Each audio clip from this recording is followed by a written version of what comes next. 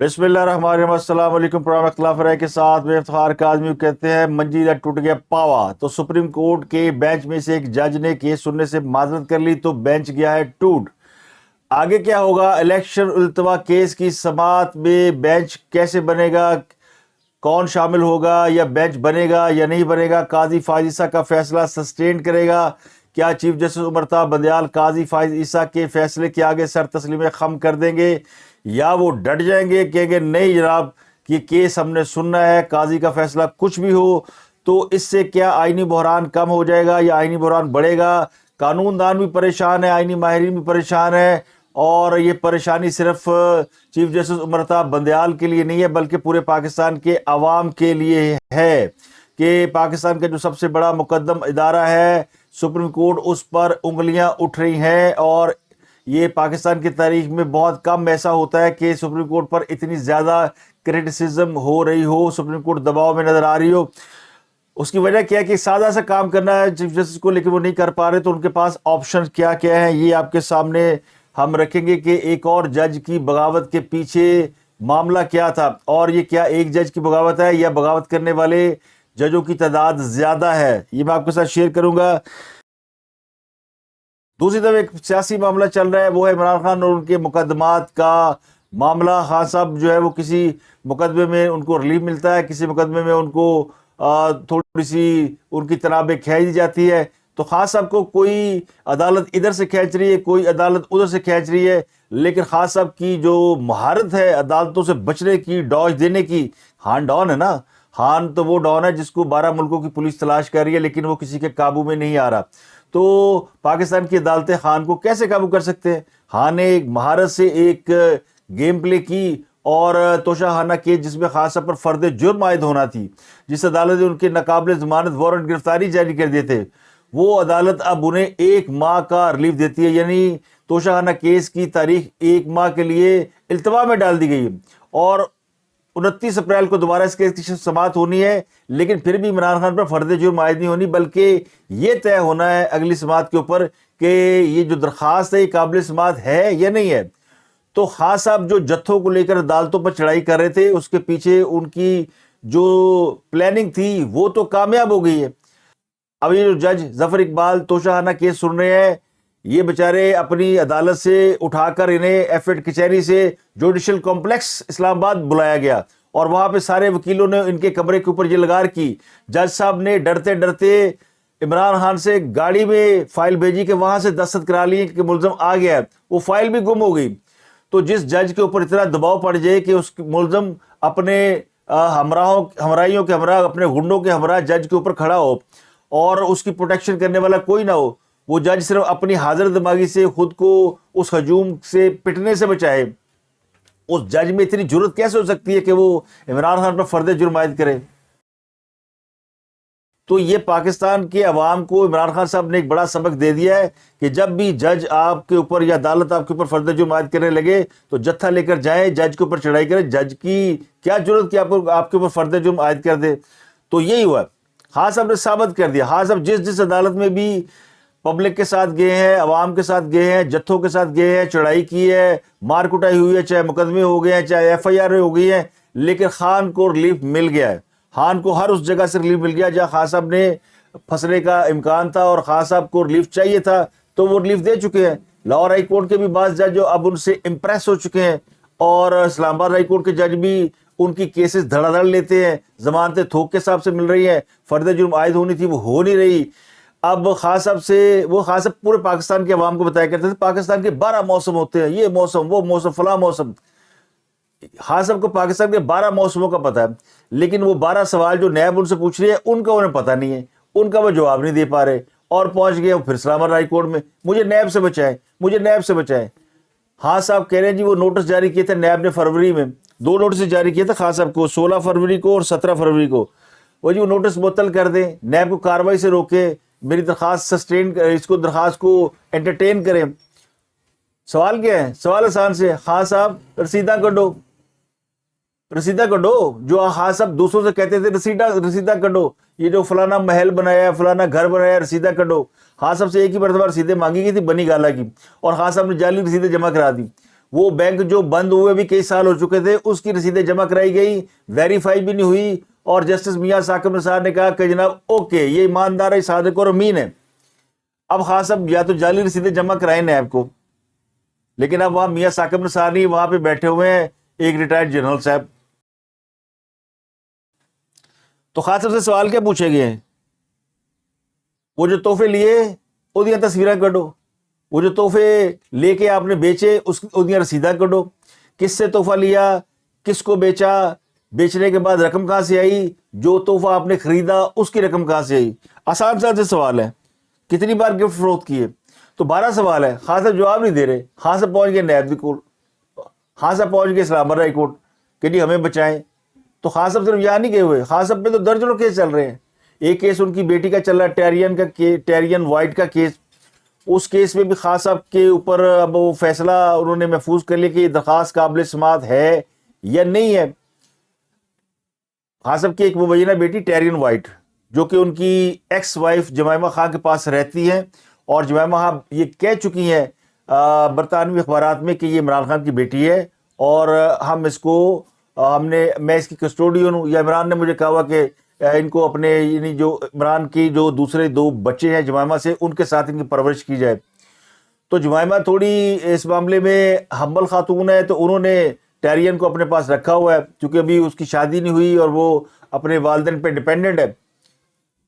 تو اس میں اس کیس کی سماعت بھی ایک لارجر بینچ کر رہا ہے جس میں چیف جسٹس اسلام آباد ہائی کورٹ عامر فاروق ہے, جسٹس محسن نصر کیانی ہے, اور جسٹس ارباب محمد طاہر. یہ 3 رکنی بینچ ہے.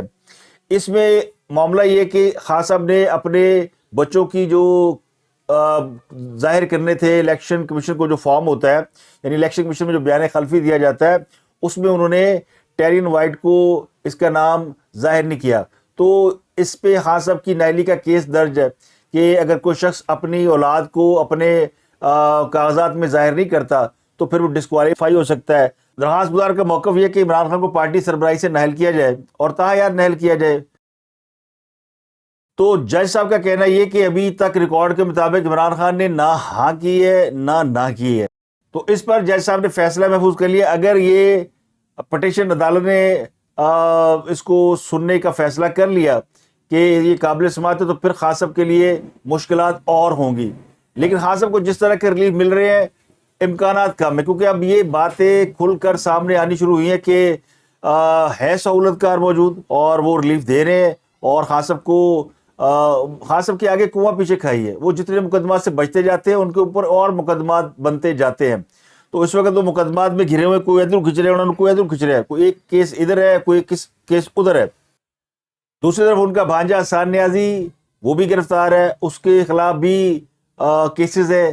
تو اس کے خلاف ایک ہی صوبہ رہ گیا تھا خیبر پختونخوا کا, تو وہاں بھی مقدمہ درج ہو گیا, اور انہوں نے بھی حوالگی مانگ لی ہے کہ جناب دیں ہمیں حسان نیازی. اسلام آباد سے لاہور سے کوئٹہ سے پھر لاہور سے کراچی, اور کراچی سے پھر اب لاہور واپسی کے بعد اب اس کی حوالگی مانگی ہے پشاور پولیس نے.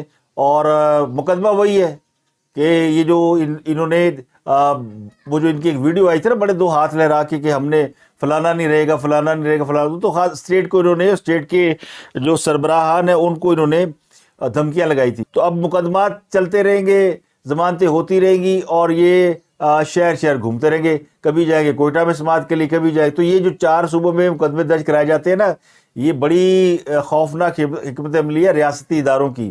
کسی کو انہوں نے یعنی زچ کرنا ہو, ستانا ہو, تنگ کرنا ہو, تو پھر وہ اسی طرح کرتے ہیں کہ کسی بھی صوبے میں کسی بھی شخص کے خلاف ایف آئی آر کٹوا دو. اگر کوئی شخص کراچی میں رہتا ہے تو بیچارہ کیس بھگتنے کوئٹہ جا رہا ہے, لاہور میں رہتا ہے تو وہ پشاور جا رہا ہے.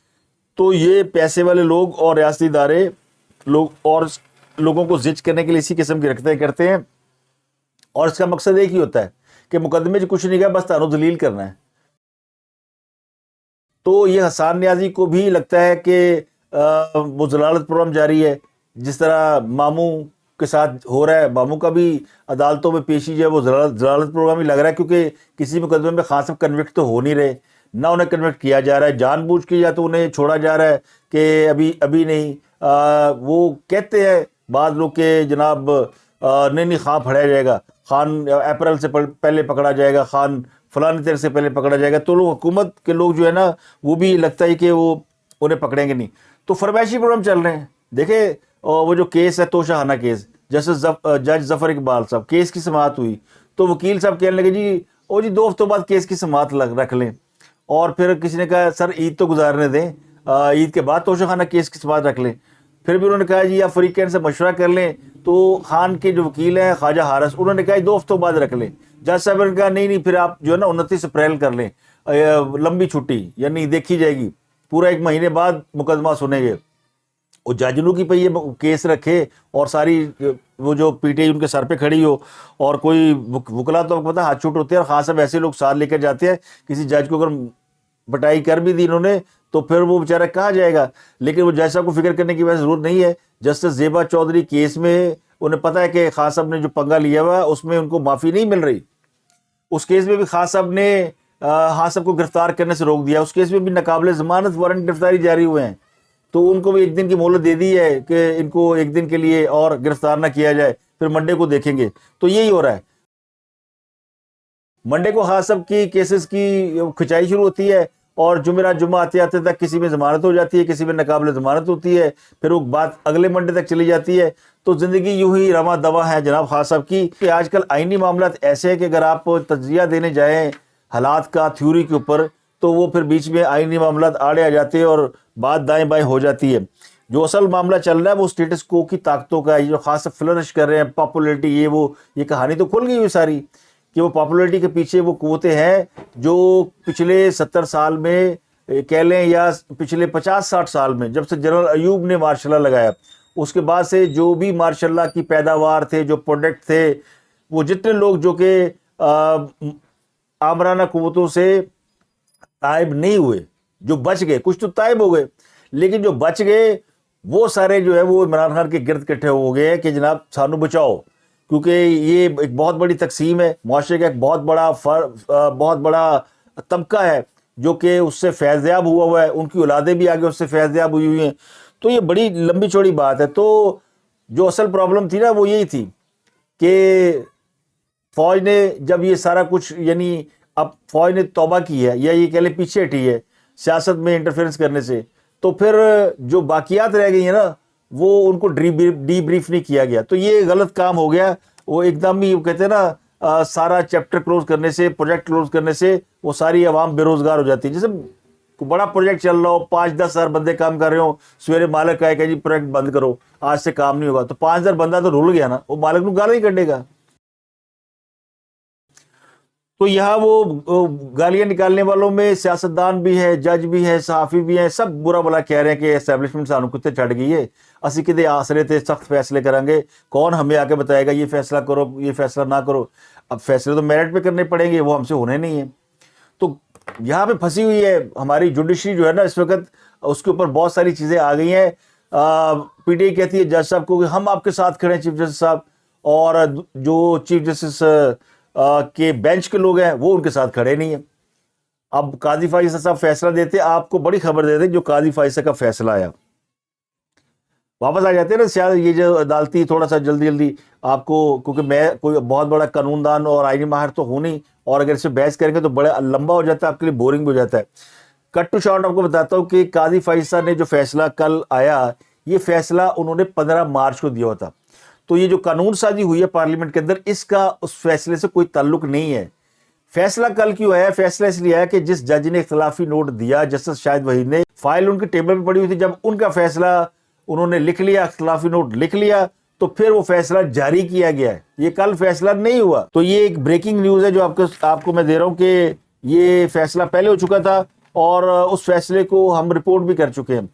تو جسٹس قاضی فائز صاحب پہلے ہی اس بات کو انڈوز کر چکے تھے کہ از خود نوٹسز جو ہیں ان کی جو سماعت کا اختیار جو ہے وہ ایک جج کو نہیں ہونا چاہیے، اور بینچ جو ہے اس کے اوپر بھی انہوں نے کہا تھا کہ بینچ کی جو فارمیشن ہوتی ہے یہ بھی چیف جسٹس کا اکیلے کا اختیار نہیں ہونا چاہیے. تو یہ وہی فیصلہ تھا. اب وہ انہوں نے فیصلہ جاری کیا، اس کا نتیجہ یہ نکلا کہ جسٹس امین الدین جو کہ اس بینچ کا حصہ تھے، انہوں نے آج معذرت کر لی کہ جناب میں بیٹھنا نہیں چاہتا. صبح وہ گئے تھے چیف جسٹس کے پاس اور انہوں نے ان کو اپنے فیصلے سے مطلع کر دیا تھا. لیکن چونکہ آج سماعت تھی تو سارا بینچ بیٹھا, تو چیف جسٹس نے کہا جناب جسٹس امین الدین صاحب کچھ کہنا چاہتے ہیں. انہوں نے کہا چونکہ میں اس فیصلے کا حصہ ہوں جو جسٹس قاضی فائز صاحب نے دیا, جس کے مطابق آج کو نوٹس کی جو سماعت ہے اس کو روک دینا چاہیے, کیونکہ قانون سازی ہو رہی ہے. جب قانون سازی ہو جائے گی تو پھر اس معاملے کو آگے دیکھیں گے, تو میں اس کیس میں نہیں بیٹھ سکتا. تو انہوں نے معذرت کر لی, جس کے بعد بینچ ٹوٹ گیا. اب اس کے بعد 4 گھنٹے جج جو ہے وہ سر جوڑ کے بیٹھے رہ گئے. بڑا لمبا چوڑا ایک اجلاس ہوا. اب اس کے بعد ججوں نے 4 گھنٹے طویل میٹنگ کی ہے. ججوں کا ایک بڑا لمبا چوڑا اجلاس ہوا کہ ان کی کریے. اب یا تو فل کوڈ بنایا جائے یا پھر جسٹس قاضی فائزہ کے فیصلے کے آگے سر تسلیم خم کیا جائے. یہ کہا جائے کہ چونکہ جسٹس قاضی فائزہ ایک بڑے زبردست جج ہے, بڑے قابل جج ہے, کریڈیبل جج ہے, تو ان کے فیصلے کے آگے ہم سر تسلیم خم کرتے ہیں, ان کے فیصلے کو آنر کرتے ہیں. تو اس لیے جو از خود نوٹس کیس ہے یہ ہم اس وقت تک روکتے ہیں جب تک وہاں سے قانون سازی, یعنی وہ جو پارلیمنٹ کا ایکٹ ہے ویسے اپروو ہو گیا سینٹ سے, تو وہ ایکٹ جب تک نافذ العمل نہیں ہوتا تو ہم تب تک کارروائی روک دیتے ہیں. ایک تو یہ ایکسپیکٹیشن جو ہے وہ ہو سکتی ہے کہ ایسا ہو, لیکن وہ ممکن نظر نہیں آتا. 4 گھنٹے جو طویل اجلاس ہوا اس میں فیصلہ یہ ہوا کہ قاضی فائزہ کون ہے, ایک ہی فیصلے دے رہے ہیں, ایک ہی کر رہے ہیں, ہم کل سماعت کریں گے اور بینچ یہی ہوگا, جسٹس امین نہیں ہوں گے. یعنی وہ جو فل کوڈ کی ڈیمانڈ کی جا رہی ہے وہ بھی کنسیڈر نہیں کی گئی کہ فل کوڈ ہی بنا لیے. جسٹس عمرتا بدیال صاحب وہ بھی اتنے زیادہ یعنی آگے چلے گئے ہیں کہ وہ بھی شاید پرسنل اس معاملے کو لے گئے. انہوں نے اس معاملے کو اپنی انا اور ضد کے آگے قربان کرنے کا فیصلہ کر لیا. یعنی ان کی انا اور ضد ان کے آڑے آ رہی ہے. دیکھیں اس سے بہتر نہیں ہو سکتا کہ وہ فل کوڈ بنائے. اب فل کوڈ 16 ججوں کا ہو سکتا ہے, چلیں 16 میں سے 2 مائنس کر لیں, جسٹس امین الدین نہیں بیٹھیں گے, قاضی فائزہ کو نہیں بیٹھنا, آپ نے بٹھانا نہیں ہے, اطہر من اللہ صاحب وہ پہلے اس میں سے علیحدہ ہو چکے ہیں, جسٹس یحییٰ افریدی وہ بھی علیحدہ ہو چکے ہیں. تو 4 جج ایسے ہیں, یہ وہ 4 جج ایسے ہیں جو کہ اس معاملے میں بغاوت پر مادہ ہے. اچھا, جسٹس جمال مندوخیل 5ویں اور جسٹس منصور علی شاہ, یہ 6 جج تو سیدھے فل کوڈ میں سے مائنس ہو جاتے. اب آپشن کیا ہے کہ آپ 9 رکنی بینچ بنا لیں. جسٹس مظہر علی اکبر نقوی ویسے متنازع ہو گئے ہیں, 7ویں جج یہ بھی گئے. اب آ جا کے رہ جاتے ہیں جسٹس منیب اختر, جسٹس اعجاز الحسن, جسٹس خود چیف جسٹس صاحب, اور ان کے ساتھ اب یہ کس کو ملائیں. جسٹس عائشہ شاید ہیں اس میں, اور بھی 2-4 جج ہیں جو بڑے کریڈیبل جج ہیں جن کو کبھی کیس ہی نہیں ملا. اب یہ بھی تو یعنی ہو گیا ہے کہ جج بھی سیلیبریٹی ہو گیا نا, کسی کا نام ہمیں پتا ہے کسی کا نہیں پتا, جس کے پاس کیس لگ رہے ہو سب کا پتا ہے. اور اب تو high court, session court, lower court, سب ججوں کے نام جو ہے وہ میڈیا کے اوپر آ رہے ہیں کیونکہ سب جج سیلیبریٹی ہو گئے ہیں. خان صاحب کی مہربانی, خان صاحب نے ساری عدالت کو سیلیبریٹی بنا دیا ہے. جس کے پاس کیس لگتا ہے وہ جج ہٹ ہو جاتا ہے. کس کو ان ججوں کے نام معلوم تھے؟ اب وہ سارے جج جو جسٹس طارق سلیم شیخ ہائی کورٹ کا جج, کون جانتا تھا؟ جسٹس امین الدین بہت کم بولتے ہیں, وہ تو بڑے ججوں کے نام سب سیلیبریٹی ہو گئے ہیں. اور شاید یہی وجہ کہ جج جو ہے نا وہ پھر ملزم کے ساتھ کھیلتے بھی ہیں کہ ٹھیک ہے آنیاں جاڑیاں لگیاں رہے, ساڈا تو نہ رہے گا نا. تو یہ ہوا اس کیس کے اندر. یعنی تقریباً میں نے آپ کو بتا دیا 7 جج ایسے ہیں جو کہ اس فل بینچ کا حصہ نہیں بن سکتے. تو پھر اب کیا ہوگا؟ اب یہ 4 رکنی بینچ رہے گا, 5 رکنی بنے گا. تو فیصلہ یہ کیا گیا وہ 4 گھنٹے اجلاس کے بعد کہ کیس سے سننا ہے. جمعہ ہے, جمعے کو بیٹھیں گے تب بتائیں گے کہ ایک نیا جج ہم ڈال رہے ہیں, بینچ 5 رکنی ہے, یہ بینچ 9 رکنی ہو گیا. تو یہ مسٹری رکھی ہے. یہ ان کے پاس جو 3 آپشن میں نے آپ کو بتانے ہیں کہ چیف جسٹس کے پاس کیا ہے, وہ فل کوڈ بنائیں جتنے بھی جج اویلیبل ہیں ان کا, اور اگر سارے ججوں کو وہ راضی کر لیں, والنٹیئر کر لیں, چیف جسٹس بیٹھ کے بات کر سکتے ہیں کہ آپ اس کا حصہ بنیں, اور وہ جج کہہ سکتے ہیں جی ہم تیار ہیں, تو پھر وہ پورا جو ہے بینچ بن سکتا ہے. 16 جج اس میں بیٹھ سکتے ہیں. اور پھر بھی اگر آپ اور زیادہ سمجھے کہ نہیں 2 ججوں کو بالکل نہیں بیٹھنا تو 14 کا بنا لیں, 9 کا بنا لیں. اس 4 رکنی 5 رکنی بینچ سے نکلے, تھوڑا آگے بڑھیں تو مجھے لگتا ہے معاملات بہتری کی جانب جائیں گے. اور آج تو جو ایک بڑا تنازع ہے وہ حکومت نے اس کے اوپر اس کو تقریباً سارٹ آؤٹ کر دیا ہے. رانا صلی اللہ صاحب نے ایک انٹرویو دیا ہے, کوئی کسی غلط فہمی میں نہ رہے, 12 یا 16 اگست کے بعد ہماری حکومت نہیں ہوگی, 16 اگست کو عبوری حکومت آ جائے گی, الیکشن کرانا ان کا کام ہے. اور انہوں نے ڈیڈ لائن دے دی. ایک انہوں نے ایڈیشنل جملہ کہہ دیا کہ گریٹر ڈائلاگ کی ضرورت ہے, ہم سب بیٹھیں گے, ڈائلاگ کریں, مذاکرات کریں, اور یہ ڈائلاگ صرف 2 سیاسی جماعتوں میں نہیں ہوگا, یہ تمام سٹیک ہولڈر کے درمیان ہوگا. اور سٹیک ہولڈر میں انہوں نے اسٹیبلشمنٹ کو, جو ملٹری اسٹیبلشمنٹ ہے, جو جوڈیشل اسٹیبلشمنٹ ہے, سب کو انہوں نے کہا کہ ہم سب بیٹھ کر اس پر بات کریں, اور یہ اس ملک کے لیے بہت ہی بہتر ہوگا.